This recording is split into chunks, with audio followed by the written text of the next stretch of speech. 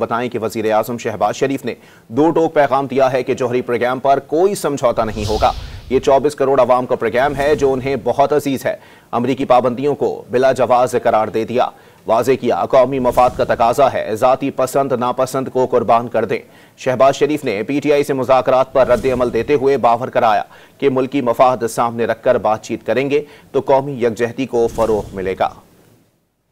وزیر اعظم شہباز شریف نے پاکستانی اداروں پر پابندیوں کو مسترد کر دیا۔ دو ٹوک الفاظ میں واضح کیا کہ جوہری پروگرام پر کوئی سمجھوتا نہیں ہوگا۔ نیوکلیئر پروگرام 24 کروڑ عوام کا ہے جو انہیں بہت عزیز ہے۔ پروگرام جو ہے پاکستان کا نیوکلیئر، نہ یہ میرا ہے نہ یہ کابینہ کے آنریبل ممبرز کا ہے، یہ پاکستان کے 24 کروڑ یہ عوام کا یہ پروگرام ہے جو ان کے دلوں سے بھی ان کو اپنے عزیز ہے۔ ان کو اس کے اوپر کوئی قطعاً کمپرومائز نہیں ہوگا اور پوری قوم اس پروگرام کے اوپر یکسو ہے، پوری طرح متحد ہے۔ It's a programme to defend Pakistan. وفاقی کابینہ سے خطاب میں وزیر اعظم نے پی ٹی آئی اور حکومت میں مذاکرات پر امید ظاہر کی کہ دونوں کمیٹیاں ایسا حل نکالیں گی جس کا ملک کو فائدہ ہوگا۔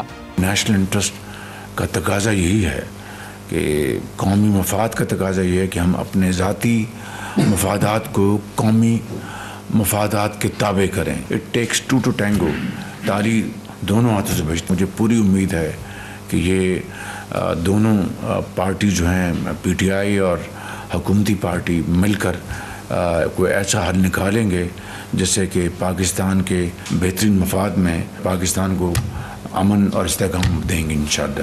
وزیر اعظم شہباز شریف نے دہشت گردی کو ملک سے اکھاڑ پھینکنے کا عزم ظاہر کیا۔ شکوہ کیا کہ کرم میں جب قتل و غارت ہو رہا تھا تو اسلام آباد پر چڑھائی کی جا رہی تھی۔